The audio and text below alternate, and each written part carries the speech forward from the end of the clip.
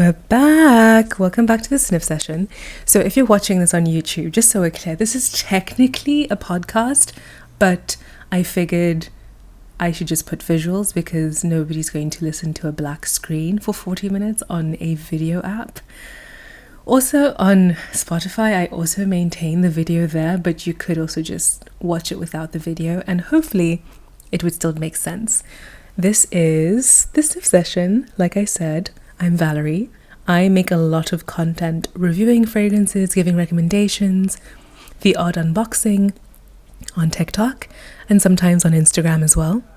I'm trying to be more with Instagram, but the game is a bit different, so I need to figure out a proper strategy, but I also am in a position where I don't really have much time for that, so I'm just going to keep doing what I do. I mostly use Instagram for community check-ins and building and seeing what's up, and also seeing lots of fragrance news. Otherwise, we're here together practically every week and multiple times a week on TikTok. So the first thing we always go through are the scents I've been wearing lately. And honestly, if you just watch my previous episodes, those are the ones that I've been reaching for the most.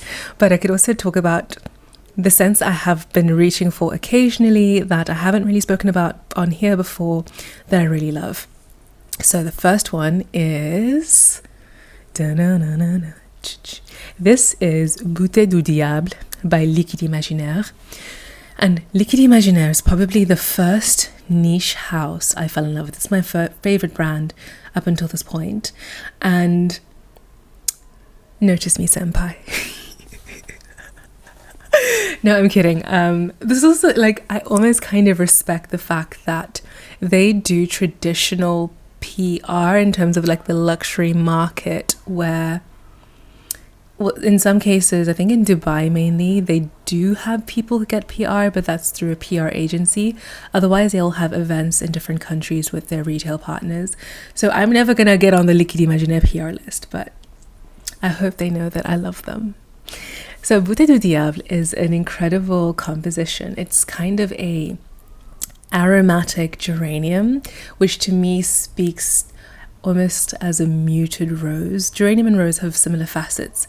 So here you've got a little bit of absinthe, you've got wormwood, you've got geranium, like I said, and apparently there's like a cobblestone concrete accord at the base. To me, it's just a really bright scent. There's a slight touch of something tangy and green, but it's just beautiful. I love this. This is definitely not a mass appealing fragrance. It's a little bit more gothic. This is the picture of Dorian Gray. This is Edgar Allan Poe having a picnic, I guess, and I really enjoy it. And I'm always hesitant to be using it this much because this particular bottle is so special to me. I got it as a birthday gift, and it was the first time I met Maria, who I've had a very rapidly blossomed friendship with over the past few months. And she's also a content creator, by the way. You probably know her as the silent reviewer, Perfume Maniac. And yeah, she gifted me this bottle as a complete surprise because we had dinner together because I happened to be where she lived for my birthday. And we met up and had a beautiful day together, and then I invited her to join me for dinner, and she just showed up with the Liquide Imaginaires bag and this, and I was just blown away. So I kind of want to preserve this particular bottle for as long as possible because it's so special. But I also have 4 other fragrances from the brand. I have Beckham, which I heard recently is going to be discontinued, and this scent, it was released 2021, I believe, or 2022, and I'm shocked, dismayed. I'm halfway through my bottle, so I'm going to have to buy a backup. They don't think about us when they do this kind of stuff. What about the lovers of the scent? Just because it's not retailing well? Just because people are losers who don't want to smell like beautiful forest creatures with a little bit of chestnut and grassy, woody notes and greenness. Losers. But I also have a suspicion that Liquide Imaginaires is gearing up to be acquired. I have like certain indicators that by the way, I'm not a perfume industry professional by any means. I just see things and I'm like, seems like this is what's happening. So my first thing was they released Dom Rosa Melisme. Dom Rosa is a champagne rose fragrance, and it's probably one of their best sellers and one of their more mass appealing scents. And then they released basically a more powerful version of it. That's always the telltale sign. When they start producing extraits of their best sellers, yeah, we're trying to make our portfolio look really good for the investors. And then their latest release, M du Coeur, was to me quite mass appealing as well. It was a pomerose forward fragrance, so it has kind of a candy-like rosy fizziness, and it felt like sherbet almost. And I thought, okay, it's quite nice. It doesn't feel like as special as some of the other fragrances. Sorry, I just dropped a sample. And I thought, okay, that's quite conventional. And then I had this incredible experience at Aix-en-Provence. We went to a party and eventually I got to smell something that they might be releasing in December maybe, and it was really delicious. And like I said, it was delicious. So it's giving sale. But also knowing him, I don't actually know Philippe de Meyer, who's one of the founders. He just seems like the kind of guy that just loves his passion projects, and it feels like I don't think that the brand will be the same if they sell to like one of the big conglomerates. You know, Coty, Kering, Puig, Estée Lauder, L'Oreal, LVMH. Like, that's where good perfume goes to die, in my opinion. No, I'm joking, it's a bit dramatic. They don't usually change the formulations. It's just that the level of excitement for the next iterations are like less than they were when the brand was independent. I think when brands are more independent, especially in their early phases, they take more risks. They are willing to be more playful. I mean, like, let's look at MFK for an example. I feel like I spoke about this in my first episode, but that's okay. MFK, for an example, there's this fragrance called Absolu pour Soir, which was a really resinous, ambery fragrance, a little bit animalic as well, which, fun fact, I think is also, I deduced, the signature scent of Michele Lamy, who is Rick Owens' wife, if you're into fashion. It was her signature scent. I mean, she still has it. So, like, that was, like, something that was really for, like, the niche weirdo fragrance lovers, and I don't think it marketed as well as everything else. So it got discontinued, it got cut. Also, Cils de Gomme, or Gum, which was this really ambery tuberose. It was like bubble gum and amber together. It was really sticky, and that was also gone, and that was one of the more unique ones.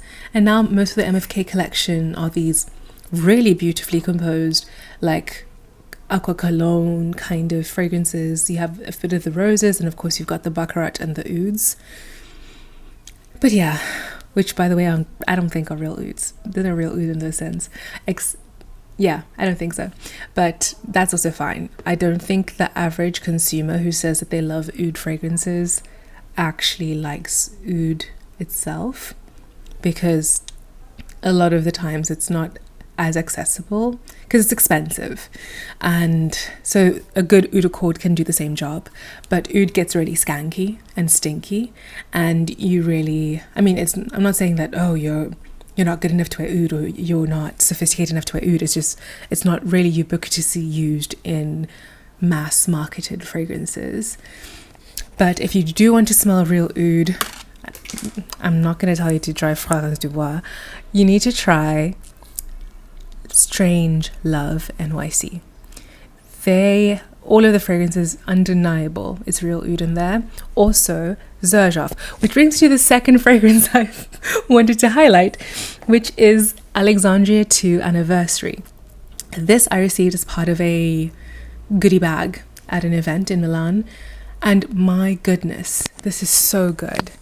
So when you talk about different ouds, you get ouds from different locations. You should Google what oud is, but essentially it is an immune reaction by a tree due to an infection with a certain fungus. Specifically, the tree is the amber the Aquilaria tree. And what happens is that obviously when you have a raw material from different places, the environmental conditions are different, so you get different nuances. So what I have noticed I really love is an oud from regions like Laos and Cambodia, because those tend to have, I would say, more balsamic qualities rather than other ouds like from Cambodia, which is like the only one I could really think of that stands out, which tend to be more animalic. Now, of course, I'm not a connoisseur of every single oud, and I would love to explore more, but I mean, I'm a student. I don't really have explore all the oud kind of money at the moment yet.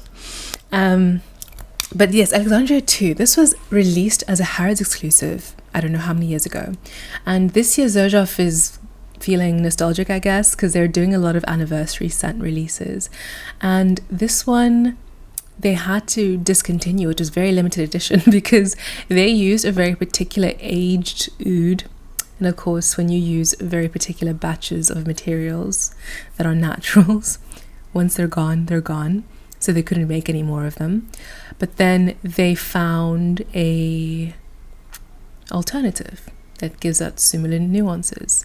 This one is very woody as well, apart from being oudy in a more balsamic way. And it's delicious. It's so regal. It's so chic. And also it has amazing lasting power. I'm so happy to have this in my collection. This is something I would posit as a summer oud if you want to wear real oud as opposed to wearing like oud accords. But oud accords are fantastic as well, and they can also be very high quality. You can make them with a lot of naturals as well. It's not a bad thing. And most brands, people don't pay attention, but most brands actually disclose whether or not they're using real oud, especially in the ingredients list. Like the other day, I wouldn't say it was drama, but somebody asked Maison Crivelli or Thibaut Crivelli whether they use real oud in their fragrances. But I feel like, and then the answer is no.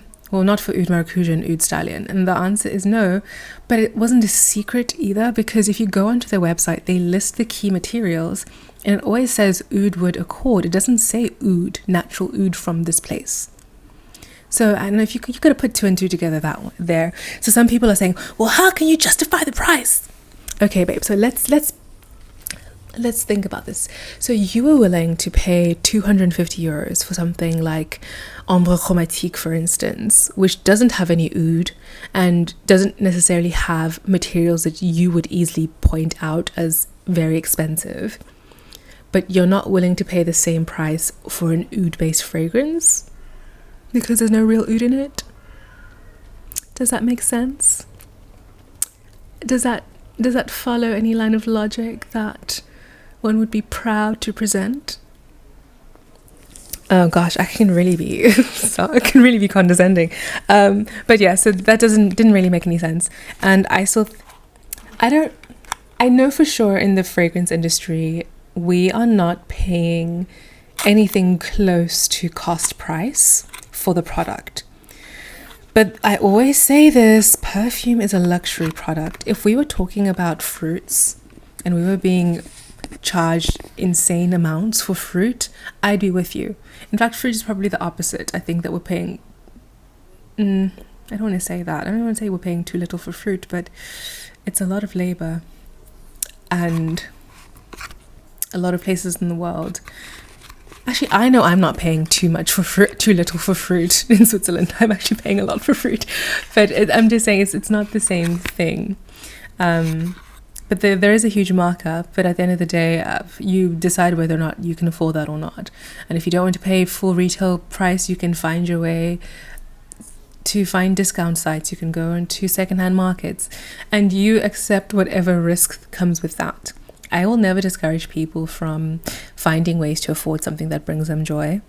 But I will say that as soon as I'm spending over 100 on anything, I want the unboxing experience. I want verification that it came from your factory. I want to be sure that the juice that I get is the juice that I sampled, because I always sample before I buy. So that's why I typically don't. I typically do shop retail, which is probably silly of me, but I don't have time for random strangers on the internet to know my address. I don't have time to fight about whether or not this is an authentic product. Yeah, that's actually the way money works in the end. You decide what is worth it for you. And if you like the scent and you don't want to pay that money, well, I don't know what to tell you. You can get a decant. So the next scent is something that I actually really only wore today and yesterday a little bit, which is this Houbigant scent, and it is Orangeur en Fleurs. Oranger en Fleurs. Oranges in bloom, I suppose, in blossom. But this is an orange blossom scent, as you probably would have guessed. I know last episode I talked about Marrakesh from Kayali and I really liked it, but they don't sell it in a full bottle, but this is really lovely. So this might be scratching my neroli orange blossom itch. This one is a bit more soapy. It still has a soft floral background with a little bit of the vanilla, but yeah, I really like it. But I also don't want to just accept the first thing I find that can really scratch the itch. I might just still continue searching for my perfect orange blossom, because Lord knows I don't actually need more perfume. And it's time to make good decisions at some point in life. Okay, I really like that one. And I really loved Quelques Fleurs by Houbigant. I smelled it a couple of years ago. It also used to be Dita Von Teese's signature scent until like her lover in Paris told her that it's the same scent as Mum wears, and she was like, oh no. But I love Dita Von Teese. She's got a really cool fragrance style. In fact, I made a video about it once and it got a little bit of traction. In fact, so much traction that if you really look carefully in my follower list, you might see the very celebrity we're talking about. But I mean, it could just be a nice follow. Sometimes you get random follows and I appreciate it. At the end of the day, it's more about serving the cause. So is there anything else I wanted to... yes, there is one more scent I wanted to highlight, which is from Ormonde Jayne, which was another gift from Maria. I call Maria my Arab boyfriend because she just takes notes of everything I like, and then she's like, okay, noted. So this is Muscat. This is actually something that we discovered together when I was in Malta. And because it was on my birthday, we went to a retailer there and they had some Ormonde Jayne scents, and then they gave me a goodie bag of samples, and this was one of the samples I brought home with me and I really loved. And so this is an interesting thing. So I technically am an Ormonde Jayne affiliate. So if you want to shop their scents retail and get 10% off, I have a code in the bio. But Maria is not an affiliate, but she is on the Ormonde Jayne PR list. And apparently these two facets remain mutually exclusive. They don't have to be. But so like Maria doesn't have a code. I have a code, but I don't get PR. So if I want to do like a review to drive conversion and earn some money from it, I would have to like fork out $100 so I can sample the entire scent space and tell you which ones I appreciate. I have smelled a couple of them, but of course I don't have all of the samples so that I can have a full review. At some point, things will rectify themselves, so it's okay. Anyway, let's talk about Muscat, because this is the lovely oud. It's a rose oud. It's a saffron rose oud. It's quite dry. And it also has a nice big dose of cinnamon. When I first unboxed Oud Cadenza from Maison Crivelli, the new scent, I actually pulled this out to compare it, because this is also a cinnamon oud that has vanilla in it and myrrh. But this one is much more dry. It's not as sweet. And it's really lovely. And it was actually funny. When we were in Sicily, I was spraying this at night because I heard that cinnamon can be a mosquito repellent. So I thought, oh, why not just spritz myself with this in 30-degree heat in the evening? Honestly, I slept very well, so maybe there was something to it. Or maybe it was all the wine. Anyway, so I really enjoy this one, and yeah, you should pick up a sample of it if you can, or try and smell it in stores. Is this going to be a standout blow away oud if you're an oud connoisseur? Probably not, but I really appreciate the scent profile. It's got that luxe Arab money vibes, so I really like it. So thank you, Maria. Thank you, Arab boyfriend. And yes, those are all the scents I've been wearing this week. In lieu of drama, I wanted to talk about celebrity fragrances, because I think that the scent space is very strange right now in terms of the fact that perfume apparently is now definitely a sector in the lipstick index. So when there are times of economic turmoil, you see an increase in spending of entry-level luxuries. Usually it was makeup, like lipstick, that's what's called the lipstick index, but perfume is a part of that. So definitely it makes sense to tap into that market. But at the same time, celebrities are going about it in many different ways. I thought it was interesting to talk about. So most recently, we had Aurabella released, and that is Bella Hadid's perfume line. And I haven't smelled all of them alone and on my skin because they're only released in the US. But I smelled one of them, and I think it was Window to Soul, maybe, on my friend Petra, and she smelled incredible. It was a really chic, unique scent profile. And for the fact that they retail for a really decent mid-range price, I thought that it was an incredible scent profile. What's interesting though is that it really aligns with Bella Hadid's wellness-driven aesthetic. She has the crystals, she has the Palo Santo, she's got the essential oils, she's taking 1,000,001 supplements. So it really smells like a scent that somebody like that would be wearing. So she has an accessible price point, but I don't know if she's got an accessible scent profile. But I thought it was really lovely. So it would be interesting to see how that does in the future. I hope that it does well. I think that this is the kind of disruption the market needs in terms of servicing a variety of people, because there is a very small but in danger group of people that think all perfume is poison, and they would rather scent themselves with essential oils, and that's not good for you at all, because at high concentrations these natural extracts can be really irritating and have allergenic properties. So it's actually not advised to use them topically unless they're properly diluted in a carrier oil of some sort. So I really like the fact that she created a non-alcohol based fragrance. I think that the formula probably could use some help because it doesn't look like it sprays well, if I'm honest. I've seen a lot of videos of this and people didn't know how to use it. They're like, oh, it stained my clothes. Yes, babe, it's oil and water. It's not for your clothes. You put it on your skin. So I think there's a little bit of a I think they need to do some work there.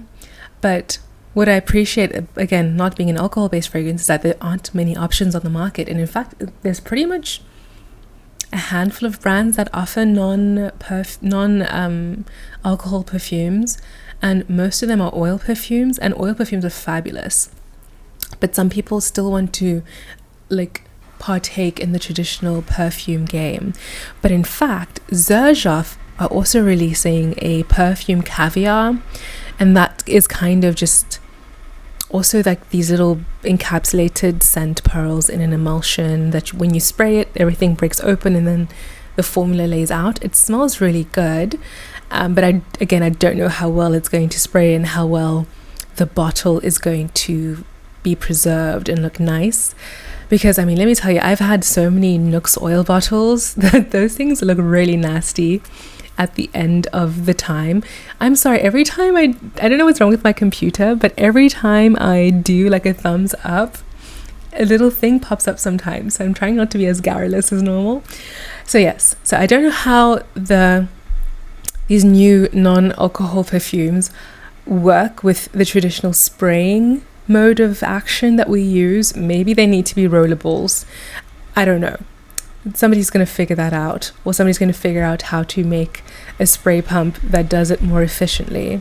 I'm sorry, there's like a car in the neighborhood that's annoying me, but I don't want to stop recording because I'm on a tangent, I'm on a roll.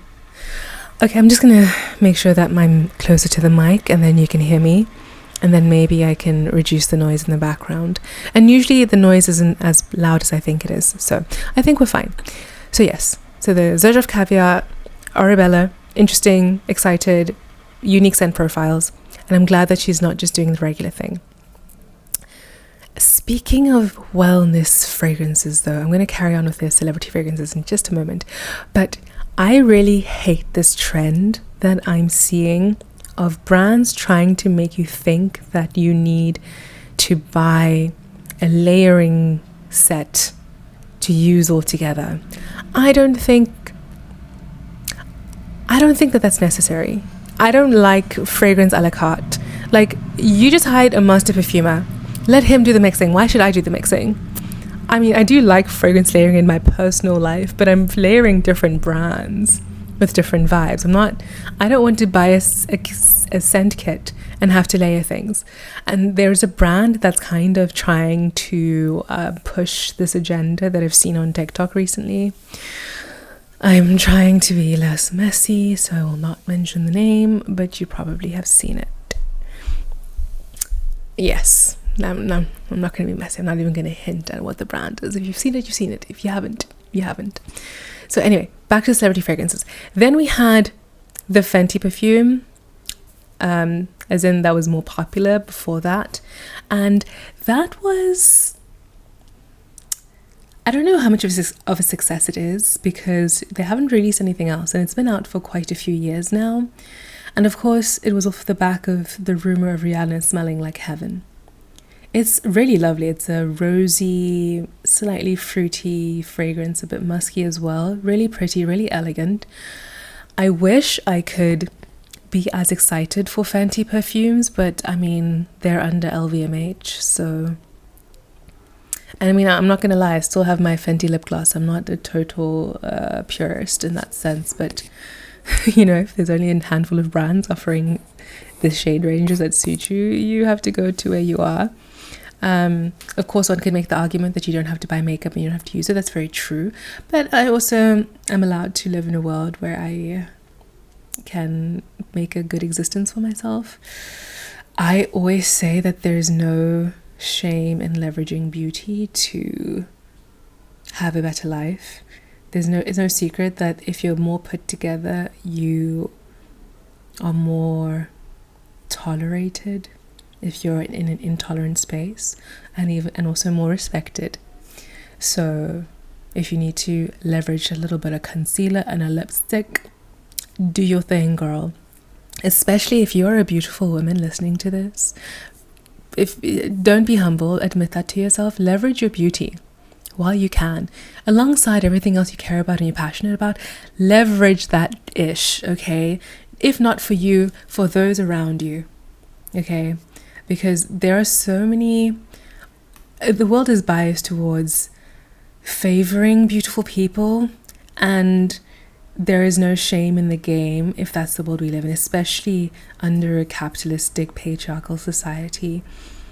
I think short of infringing on the rights of others, if you can build a better life for yourself by leveraging your beauty in a way that you find ethical for your self-concept, then I think you should definitely do that. I don't see why not. So yes, Fenty, okay. Not a huge fan, but it was okay. But because before that, Rihanna had her fragrances, right? And she still has them. They were under the By Rihanna range. There's a specific company that is essentially the one that does all of the celebrity fragrances that are in the more affordable category. And let me tell you, I wore Nude by Rihanna for a solid couple years. These were fun years. I had a time wearing Nude by Rihanna. And I think I love the celebrity fragrance that is at that entry-level price point with quite unique but approachable profiles, because I think that that's when you start creating a signature identity for yourself. I think that if anybody in 2014 smelled Nude by Rihanna, they'd be thinking about me, because it was my signature. And I think as a young person, you need things that help you concretize the time in life you're in. Because I don't know about you, but when I was 18, everything just felt like it was rapidly shifting and changing all the time. But a year felt like 10 years. Like I had so many different lives in the same year. And then as I get older, I'm just like, wow, this year is going by so quickly. Where did the time go? I haven't done anything. So definitely, I believe the power scent has its place in that. And another celebrity that I think leveraged this was Billie Eilish. And it also made me realize like how much of a dum-dum I can be sometimes. I think we all can be. Because like, what a coincidence. A couple of months after Billie Eilish's signature scent goes viral, she releases a fragrance line. Wow! Who would have thought? I just thought this was a fun little moment and we were going to move on from it. But she leveraged that moment and turned it into a financial gain for herself. And I think that was very clever. I like the bust bottle. I think that they're really cool. And I think that the scents are cool as well. I think that if you are a luxury niche consumer, you might not think that they're as groundbreaking. But if you are somebody who's just getting into fragrance or just looking for a fragrance, you want something approachable and sweet, you want to feel alluring, I think they're a great option. And they go on sale so often, they'd be a great stocking stuffer if you're somebody who's looking to gift a young adult a scent. But of course, the queen of the celebrity fragrance game for many years, I don't know if she fell off, but people have not been as excited. But I think she really capitalized on the pandemic, and that was Ariana Grande. Of course, Cloud.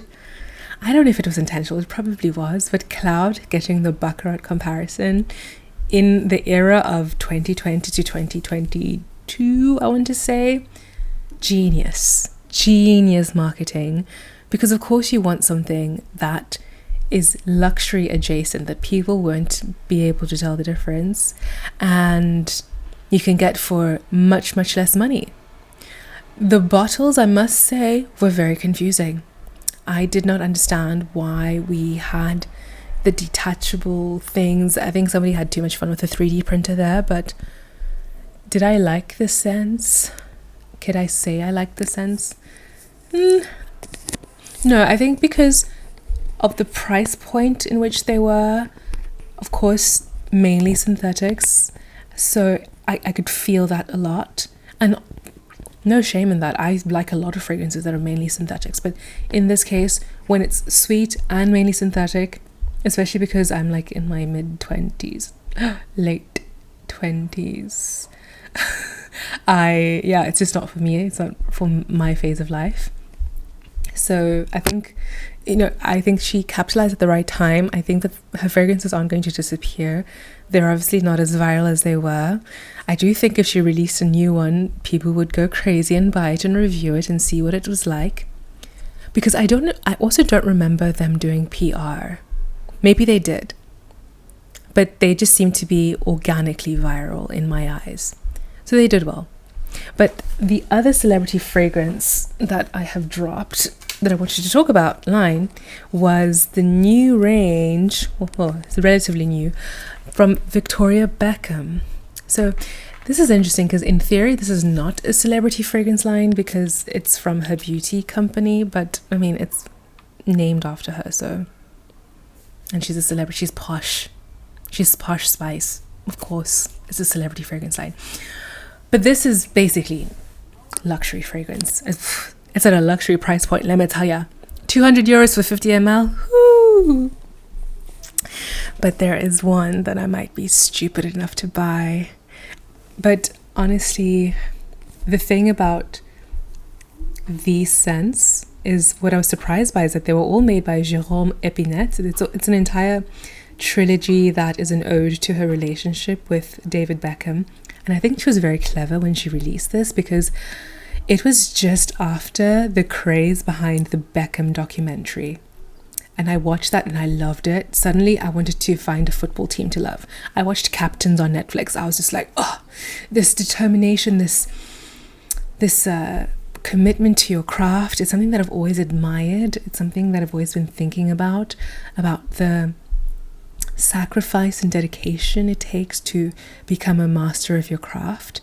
I have the discovery set here because they actually made a discovery set that I applaud them for, but 200 euros for a 50 ml is a bit crazy, a little bit crazy, not gonna lie. But I'm not gonna lie, as much as I want people to shop sustainably, if I got a windfall of cash, I would definitely binge buy everything that I like but I don't like enough to financially ruin myself. And one of these would be on the list. In fact, let me talk about that one first. This is one that surprised me the most because then I realized this is a luxury fragrance. This isn't just your typical celebrity fragrance. And it's Suite 302. It's supposed to be raunchy and reference some hotel suite that they frequented in Paris. So this is that dark, rich, woody profile you get in scents like Black Afghano, Fortis. We're leaning towards there. They've got a dark cherry in here as well, big saffron and leather balm, and dark woods. I think it's Gaiac wood. So good. This is all of them are genderless, very unisex, but as a woman I would say this is femme fatale. And this is like a man who smokes pipe tobacco and has fine leather goods. Maybe wears a pinky ring with a signet on it, a signet ring with a family crest on it. It's really cool. But I mean, this could also be a guy who's in a biker gang who just happens to like luxury fragrance. And it's edgy. That's what it is. It's edgy, and I love it. I've been really sparing with my samples, so I don't use all of it. But I could also just buy another discovery set because I can at least afford that. Then we have Portofino 97. So this is a citrus forward vetiver fragrance, and honestly this is the kind of vetiver fragrance I've been looking for. But of course I'm not going to buy a 200 euro vetiver fragrance. It is ridiculous. So you have bright citrus opening, and then you have a beautiful nutty vetiver. It smells Indonesian. So, I mean, I've been looking for a good vetiver fragrance. The only one that has been the most perfect so far is unfortunately a Chanel one, the Sycamore. But of course, I'm not going to give Chanel my money. And this would be close if it didn't have the citrus facet. So I will continue shopping for a good vetiver.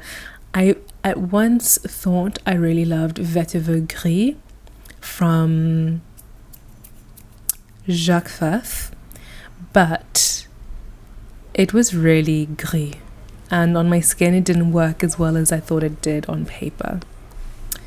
Finally, San Ysidro Drive. I don't know, it sounds like something in California, and this is a rose saffron fragrance. I mean, it's good, it's high quality, it just doesn't blow my hair back. Yeah. Take Portrait of a Lady, take out the incense, swap out patchouli for saffron. That's what you have. So it's like, it's not groundbreaking.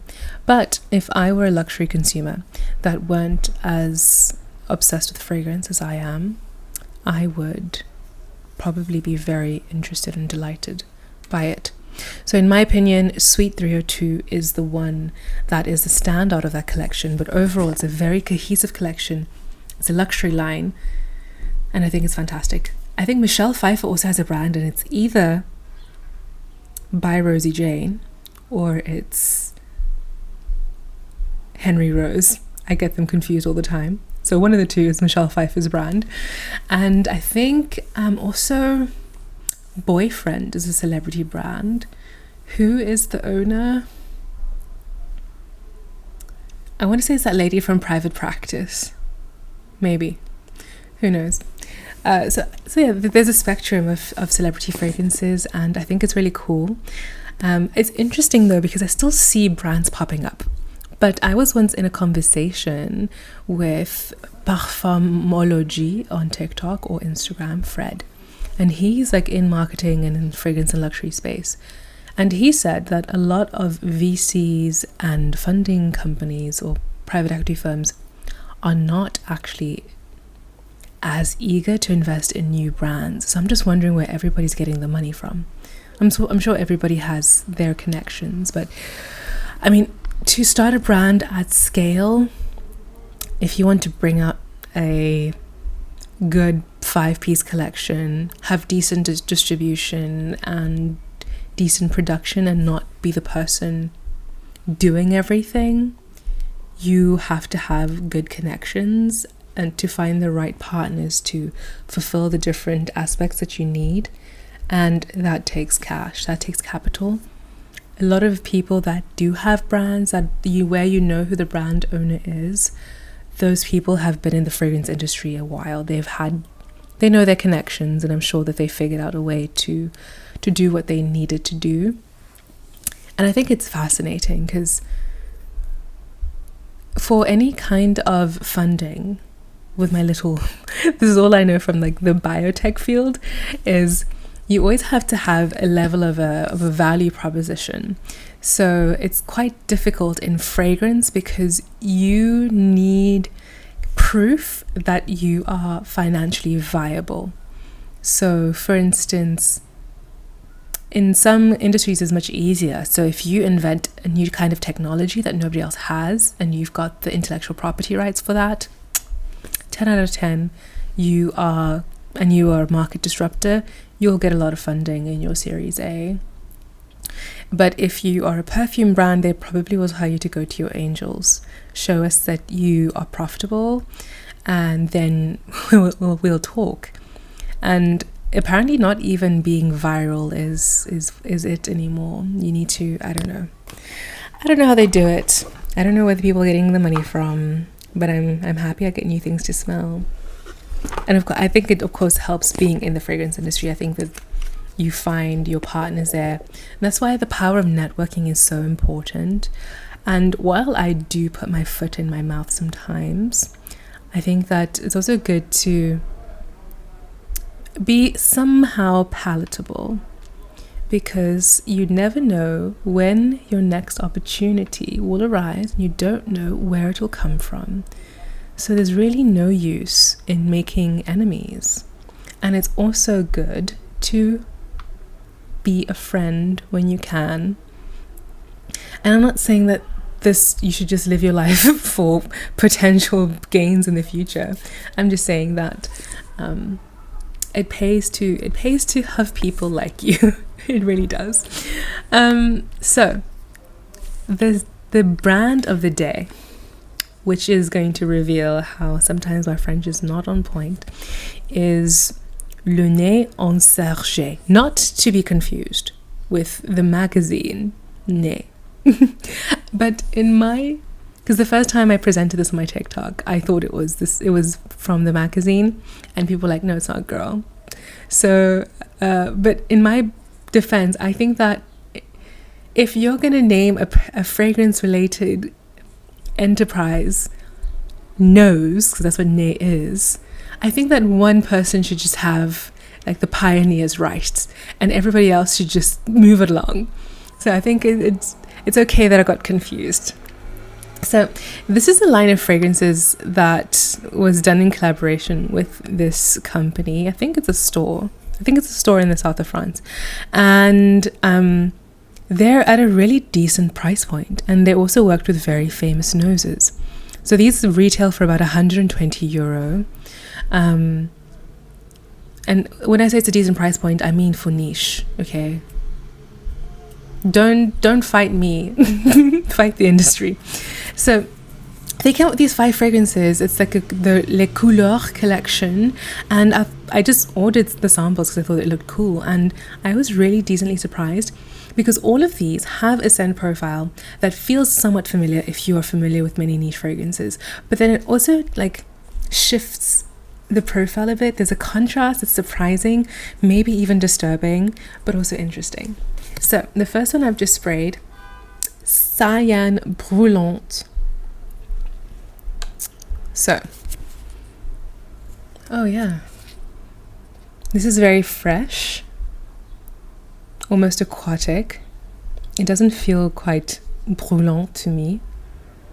Yeah, this is a fresh aquatic that has like there's a mainly aquatic, but it has a slight undertone of something like a fougère, like that typical barbershop profile. This is just fresh and bright if you're looking for an aquatic, because the thing is, I know this is very salty. I know that I'm liking it on the blotter, but I know if I put it onto my skin, it's gonna be a wrap. It's not gonna be nice on me. But if you're the person who likes that scent profile and you want something relatively inexpensive, this is really light and airy. It feels like ocean spray, actually. And this is one thing that I really appreciated when I first sampled these. Everything felt so delicately done that it was just lovely. Next, Bleu Nuit.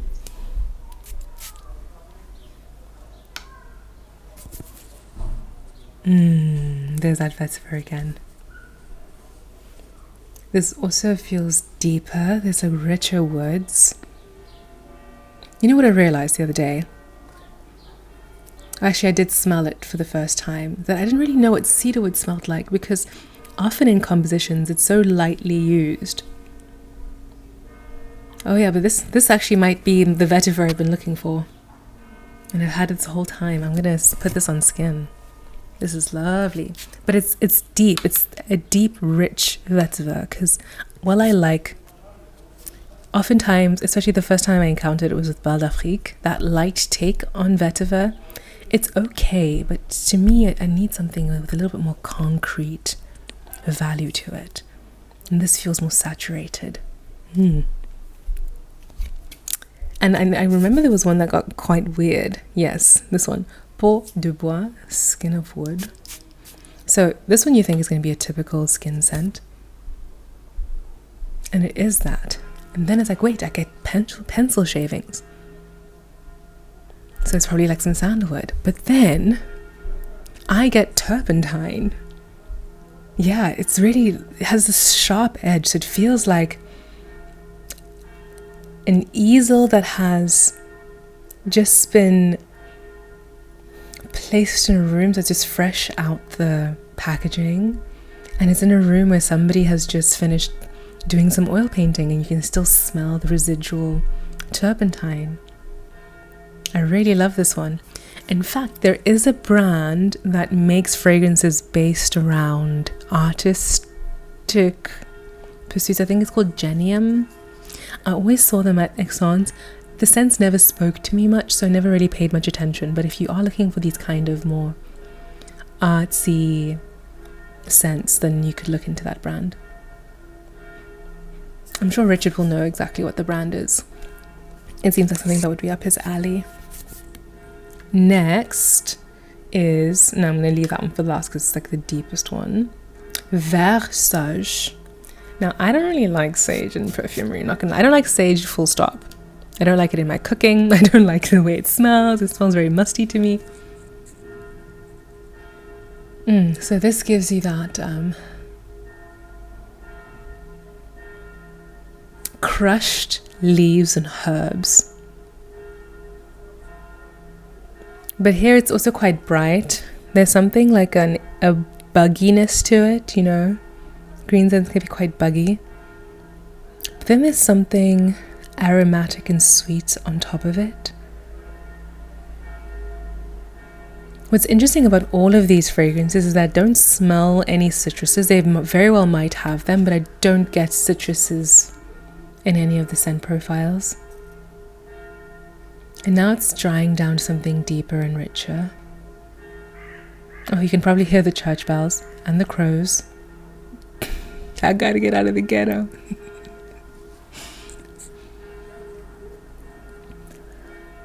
Yeah, I don't know how to feel about this one. I think when I first smelled it, I didn't like it as much. But now it's quite pleasant. Like I said, all of these beautifully composed. Oh, There are vibes in it that remind me of Bête Humaine. I can't believe they're discontinuing it. It's fine. It's not fine, but it'll be fine. Yeah, green, buggy, earthy, crushed leaves. It's getting mossy now, but it probably needs some time to evolve. And finally, Feu Zinzolin. This one I recall to be that very burnt smoked vanilla. Yep, burnt smoked vanilla. Caramel, actually. Now, this is everybody that loved Paramour by Ormonde Luxury, people that like Lune Féline, people that will like the new Oud Cadence by Maison Crivelli. I think a lot of people will. Feu Zinzolin is probably the most mass appealing of the lot because it's a caramel with a leather. Yeah, caramel leather. Yummy. A bit smoky as well. Really good, but this is very dense. Whereas a lot of the other ones, like Vert Suage, was more lifted and light. Peau de Bois is lifted and light, but then it's sharp and brings you back down again.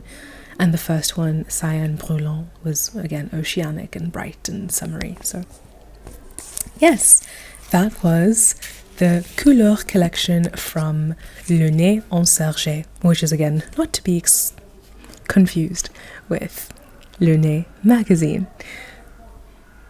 These are all really interesting. Also the color, the bottles themselves are so interesting. If I had more energy to show you and edit it for you, I would, but you and I are both on the internet, so you can Google it. I will also type it in the description box. Anyway, that was all I had to say today. Thank you for tuning in again. I have to say, you guys always leave the most lovely comments, and like Instagram DMs, TikTok DMs, and also in the comment section here. It's so refreshing and I really appreciate it. So if you've made it this far, could you do me a favor? Could you tell me what your most unique fragrance is in your collection? I just want to know like a little bit more about you. I want to know like what your sensitivities are, your sensibilities are, because I have many sample sets that we can go through together, and it would be cool if I can somewhat tailor what I talk about to that would potentially be more of interest to you. So yeah, thank you again for tuning in. I hope you're having a lovely week. Always remember to sample before you buy, and as always, happy sniffing.